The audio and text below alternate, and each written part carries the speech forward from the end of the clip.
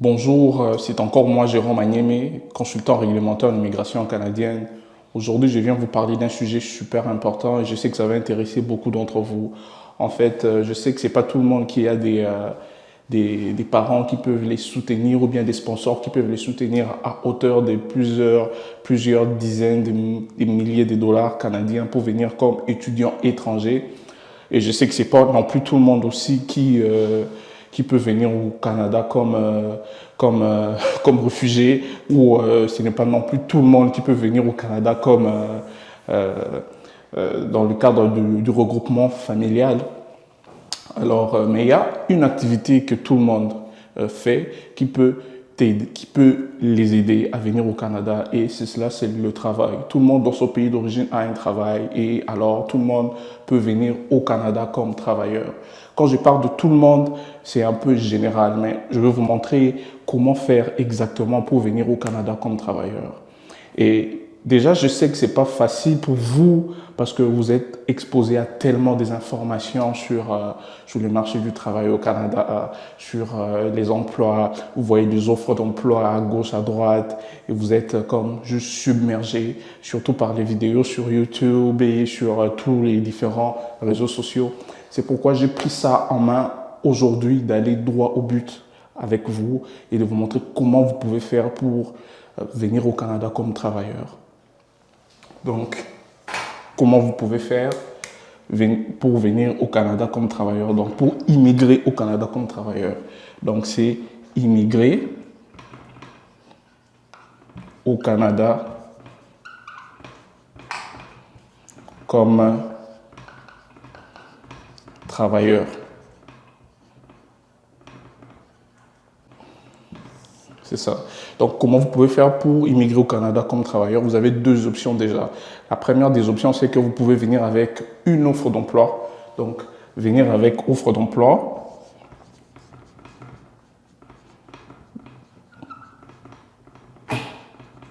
Venir avec une offre d'emploi. Ou bien, vous pouvez venir sans offre d'emploi. Immigrer. Quand je parle de venir, je parle d'immigrer. Pas juste venir immigrer sans offre d'emploi.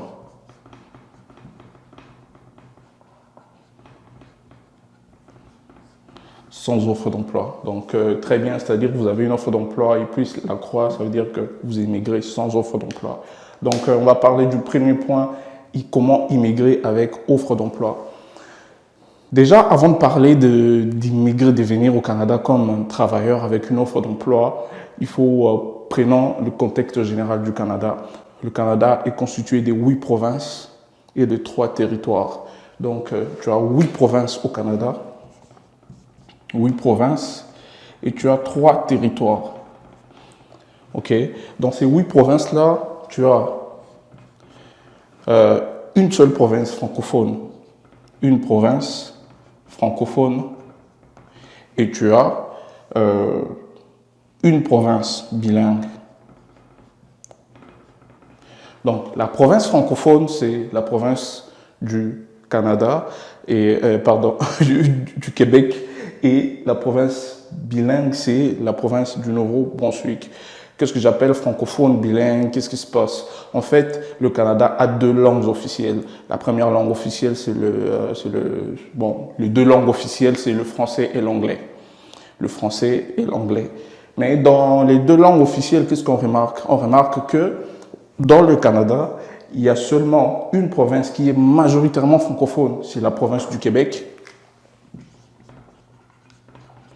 Et il y a une province qui est bilingue. Vraiment, c'est 50-50, mais on remarque que même dans cette province bilingue-là, il y a une prédominance de l'anglais dans la province bilingue, donc la province du Nouveau-Brunswick. Donc la province du Nouveau-Brunswick qui est prédominante avec l'anglais. Donc ça, c'est le tableau général du Canada en ce qui concerne les langues. Pourquoi est-ce que c'est important de savoir ça? C'est important de savoir ça puisque si vous allez venir avec une offre d'emploi, si vous allez venir avec une offre d'emploi, c'est-à-dire que vous quittez votre pays, vous arrivez au Canada, il y a un emploi qui vous attend. Donc, il faut passer par toutes les étapes. Tu vois, d'abord, il faut envoyer vos CV. Ensuite, vous allez passer par des interviews, on va vous interviewer. Après ça, voilà, et puis l'employeur va pouvoir vous embaucher. Et à ce moment-là, il y a des démarches que l'employeur doit faire et vous venez au Canada avec votre offre d'emploi. Maintenant, si vous n'êtes pas bilingue, parce que moi je fais la vidéo en français, je m'adresse à vous qui parlez français. Moi et vous, nous avons quelque chose en commun, nous parlons français. Mais moi je parle anglais aussi. Alors, est-ce que vous parlez anglais aussi? Parce que si vous voulez venir au Canada, il y a 8 provinces, il y a une seule province qui parle français. Surtout, vous allez venir comme travailleur avec une offre d'emploi. Vous avez un bon CV, tout ça là, quand un employeur veut vous embaucher, d'abord votre CV s'il est en français déjà, vous réduisez vos chances, c'est-à-dire que vous aurez juste la chance d'être embauché par un travailleur francophone et c'est dans la province du Québec, vous voyez. Ou bien vous tombez sur un employeur dans la province du Nouveau-Brunswick, mais qui est aussi francophone. Donc, déjà là, vous avez comme... vous réduisez vos chances de venir avec une offre d'emploi. Alors, maintenant, de quel anglais on parle? L'anglais que vous pouvez maîtriser, ça c'est vraiment entre parenthèses. Comment est-ce que vous pouvez faire pour maîtriser cet anglais-là? Ce que vous pouvez faire, c'est vraiment comprendre l'anglais de façon fonctionnelle. Fonctionnelle, c'est-à-dire transactionnelle. Vous pouvez entendre, vous pouvez écouter. Ça, c'est vraiment quelque chose qui va vraiment vous aider quand on va vous poser des questions sur votre expérience de travail. Si vous pouvez converser comme ça en anglais, ça sera une bonne chose. Donc, ça, c'est quelque chose sur lequel vous devez déjà travailler si vous avez des pensées de venir au Canada avec une offre d'emploi. Vous devez travailler ça, travailler votre anglais de façon fonctionnelle et aussi investissez beaucoup dans votre français déjà parce que c'est toujours important de bien maîtriser une langue et de comprendre de façon transactionnelle la deuxième langue. Alors c'est ça. Alors venir au Canada comme travailleur avec une offre d'emploi, ça vous prend de maîtriser l'une des 2 langues officielles, mais surtout de connaître l'anglais de façon fonctionnelle. Donc si vous maîtrisez l'anglais de façon extraordinaire et le français de façon fonctionnelle, c'est aussi bon pour vous. Mais maintenant, comment vous allez faire pour trouver cette offre d'emploi en question? Comment vous allez faire? Pour trouver cette offre d'emploi en question, ce que vous avez à faire, c'est premièrement, offre d'emploi, comment? Premièrement, vous pouvez recourir à des agences de placement de personnel. Donc, les agences de placement de personnel internationales. Donc, agence internationale, placement personnel. Il y en a beaucoup, hein. Si vous faites vos recherches, vous allez voir qu'il y a beaucoup des agences comme ça de placement de personnel à l'international. Et donc, si vous recourez à leurs services, vous allez ils vont pouvoir vous aider à trouver une offre d'emploi au Canada. Et deuxièmement, vous pouvez aller dans le site de Guichet Emploi, Guichet Emploi Canada. Guichet Emploi Canada. Lorsque vous allez dans le site de Guichet Emploi Canada, vous allez dans ce site-là, il y a toutes sortes d'emplois, mais regardez les emplois pour les travailleurs internationaux. Et c'est dans cette rubrique-là qu'il y a les emplois pour vous qui êtes à l'étranger, qui veulent immigrer au Canada par le travail. Très important de ne pas aller sélectionner les autres emplois qui sont là, parce que ça c'est pour les Canadiens ou bien les résidents permanents. Alors donc c'est ça, nous sommes toujours au premier point, comment venir au Canada avec une offre d'emploi. Donc je vous ai dit qu'il faut premièrement, il faut maîtriser l'anglais de façon fonctionnelle, au moins fonctionnelle. Vous connaissez le français, mais l'anglais au moins fonctionnel, parce que le Canada, 8 provinces et 3 territoires, les 7 provinces sont anglophones majoritairement. 6 provinces sont, on peut dire 7, parce que même le Nouveau-Brunswick qui est bilingue est majoritairement anglophone, et puis les 3 territoires aussi sont anglophones. Et après ça, vous allez recourir à des agences internationales de placement de personnel. Donc, ce sont les agences qui vont chercher, qui vont recruter à l'international pour les compagnies qui sont déjà ici. Vous pouvez aller au guichet emploi Canada, et le guichet emploi Canada a des emplois pour les travailleurs internationaux. Il y en a des milliers et des milliers. Maintenant, quels sont les emplois, quelles sont les statistiques, quels sont les emplois les plus nombreux dans ce domaine-là? Quels sont les emplois les plus nombreux? Ben là, les emplois les plus nombreux, il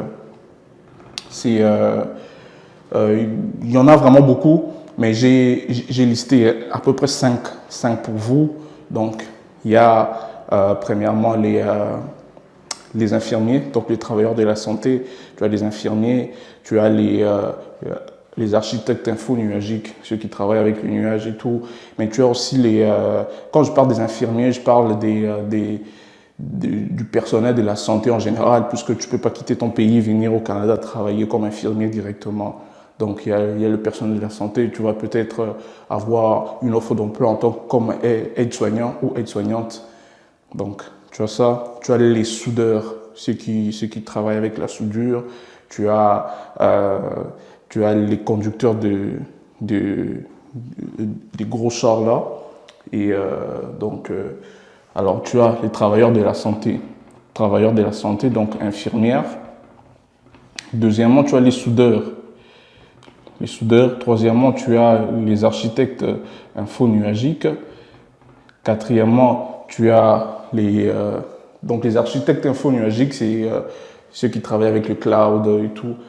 Ceux qui connaissent. If you know, you know.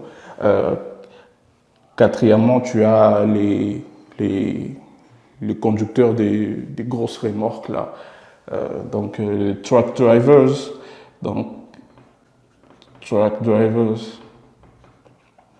Et cinquièmement, tu as les développeurs, donc les informaticiens. Les informaticiens. Alors c'est ça.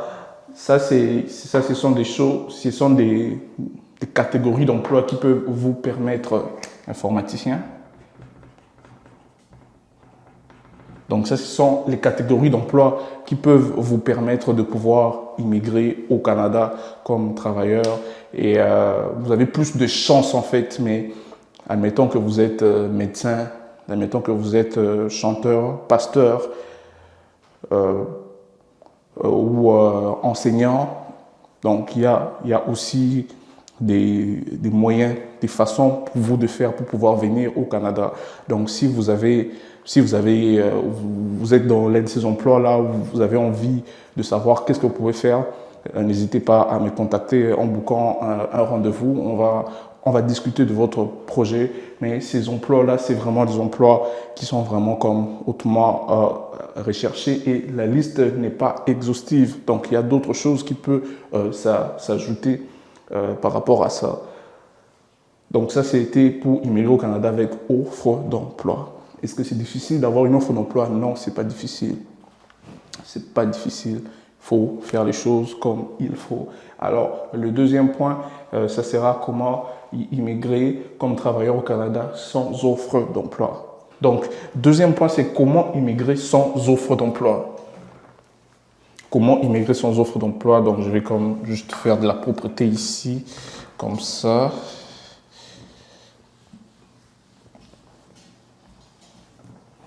Déjà, c'est quoi la différence entre immigrer avec offre d'emploi et immigrer au Canada, donc venir comme travailleur sans offre d'emploi? La différence se trouve au niveau des preuves de subsistance. Donc, lorsque vous venez avec offre d'emploi, vous n'avez pas besoin de démontrer des grosses sommes d'argent, puisque immigration au Canada suppose que vous avez une offre d'emploi. Donc, quand vous allez arriver, peut-être que vous allez faire 2-3 semaines, voire un mois, et le mois prochain, vous allez aller occuper votre poste. Donc, vous allez démontrer et avoir peut-être 2 000, 3 000 dollars au compte, 3 000 dollars canadiens dans votre compte, juste pour subsister au moins le premier mois. Mais tandis que lorsque vous venez comme travailleur sans offre d'emploi, il faut démontrer que vous avez de l'argent pour subsister jusqu'à ce que vous puissiez trouver un emploi. Et généralement, c'est autour des 13 000 dollars. Donc, preuve de subsistance. Preuve de subsistance.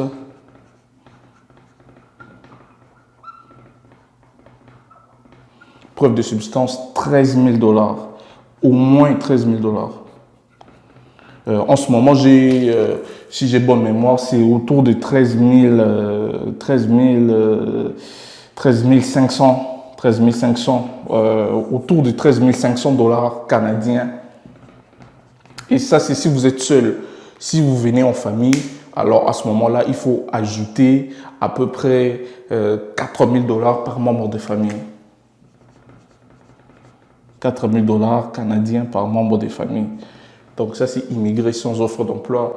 Il faut preuve de subsistance, au moins 13 500 canadiens. Donc pour les chiffres exacts, il faut voir le site d'Immigration Canada, mais c'est autour de 13 500. Et il faut ajouter à peu près 4 000 $ canadiens par membre de famille. Donc un homme et sa femme qui vont venir eux deux comme travailleurs sans offre d'emploi au Canada. Donc évidemment, ils vont venir comme président permanent. Il faut avoir à peu près 29 500. Qu'est-ce que j'ai dit 13 500 plus 4 000, ça fait 17 500. 17 500 Canadiens. Il faut avoir à peu près 17 500 Canadiens pour un homme et une femme dans un couple marié.